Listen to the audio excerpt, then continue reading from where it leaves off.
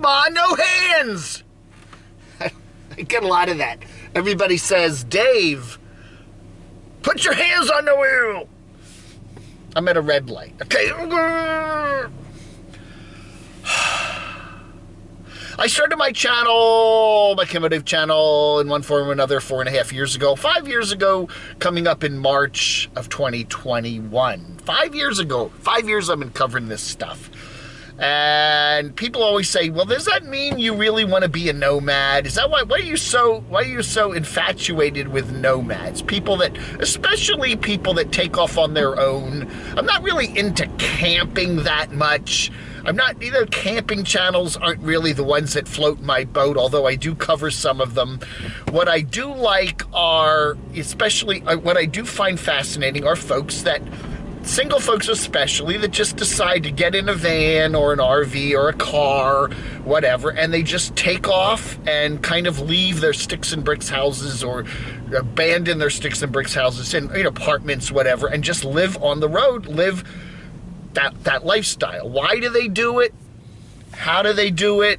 Is it, quote, living simply? I've always found that to be interesting.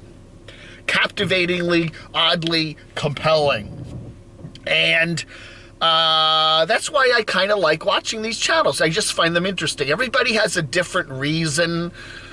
Some people, I'm talking mainly about the solo nomads that just go off and live on the road. Not the people that want to go camping, husband and wife, the kids, let's go camping and then come back to the house. And no, that's a little more pedestrian and normal. What I find interesting are the people that they just want to live on the road and, become detached, so to speak, from their jobs, from their families, from society, from whatever. And everybody has a different reason for doing that. Everybody's reason is different. Psychological reasons, financial reasons. Some guys are just trying to flee the child support and the mistakes they made when they were younger, trying to move their lives away from a bad youthful experience, or just get away from a life they don't like anymore. We see that a lot. Financially, a lot of stuff's in it. Psychologically, a lot of stuff is in on that. And why do people do that? The thing I am seeing right now, let's live simply. We don't have a mortgage. We don't have, to pay for the electricity and the water bill and insurance on the house or the apartment. We're not tied down. We don't have to worry about neighbors if they're loud or noisy or whatever, et cetera, et cetera. And we see a lot of that. We're seeing more and more of that in our modern society today. And you do see that living simply. I don't need all these possessions. I don't need to have huge collections of this and that and that. I could actually live very well simply. Now, I'm not saying that everybody who tries this has a bad time with it. I'm not. Some people, I think, actually do well like that and manage to survive quite well like that. But I think the thing I'm seeing after covering all these people doing this solo nomading thing for so long now is how much it's difficult, how difficult it is, how hard it is. It's not easy. It really isn't easy.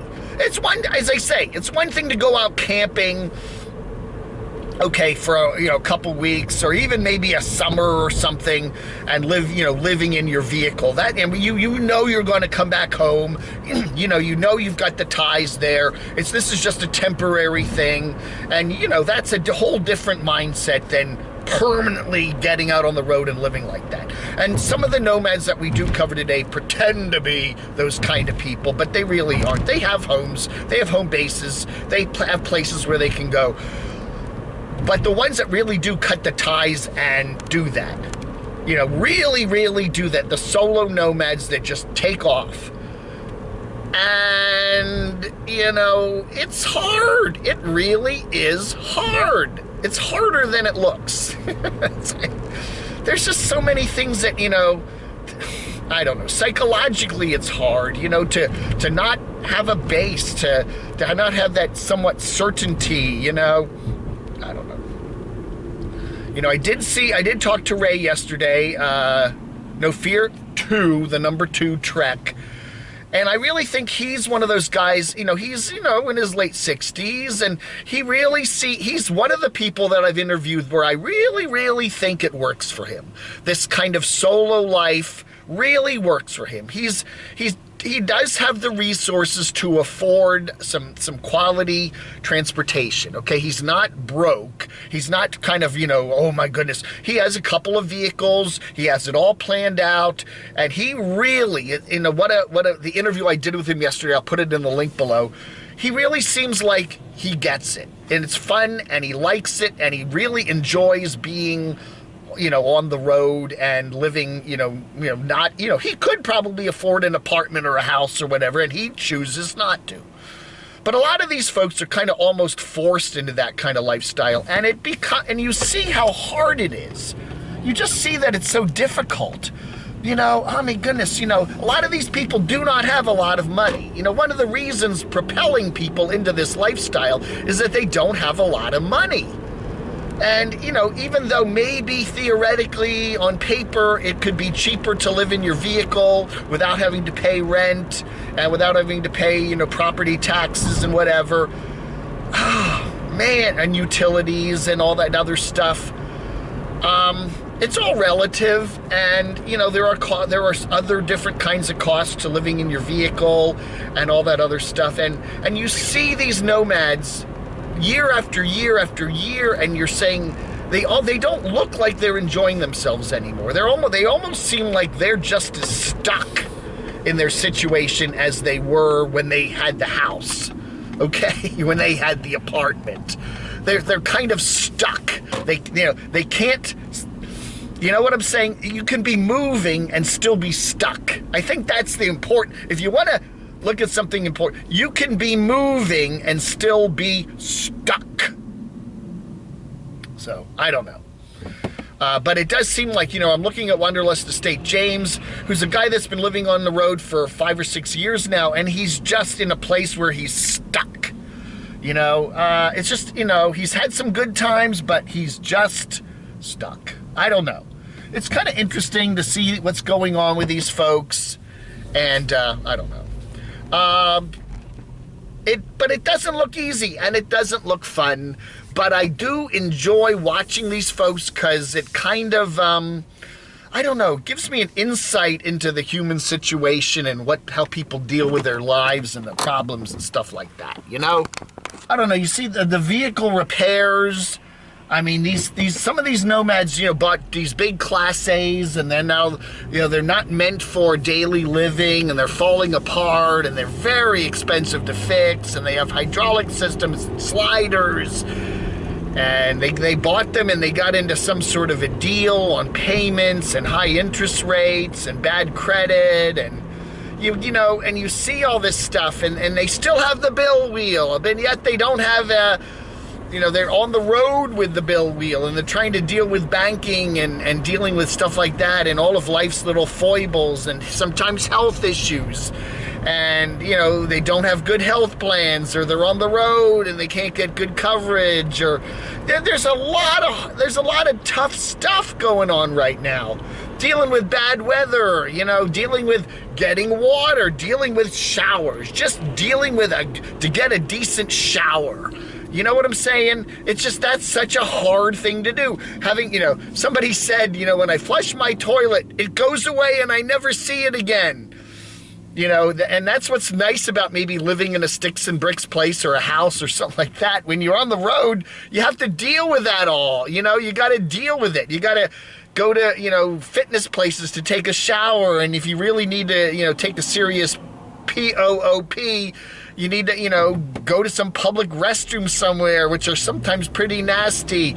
I don't know. It just seems like if you're not young, if you don't have some money saved up, if you're not already pretty healthy, it just seems like a really tough life.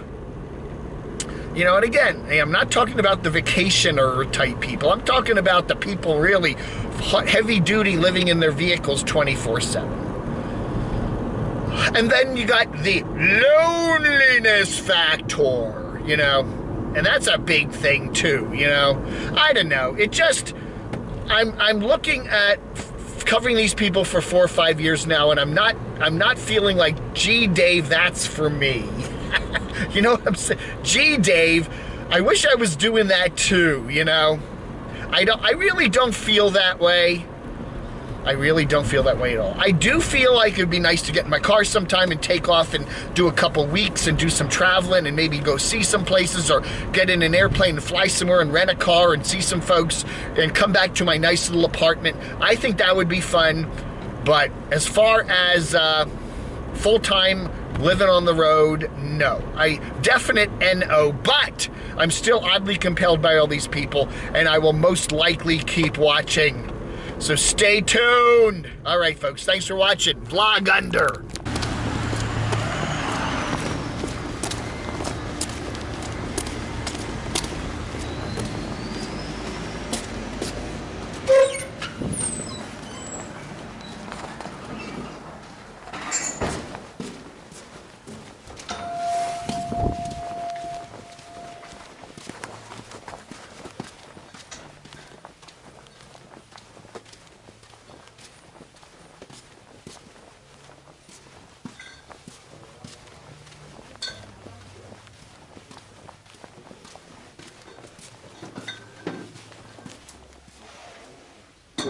Hi.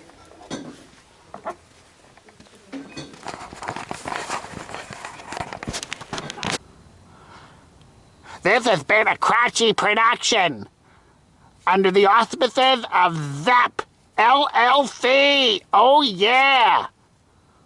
Now I gotta punch it. Rum, rum, rum.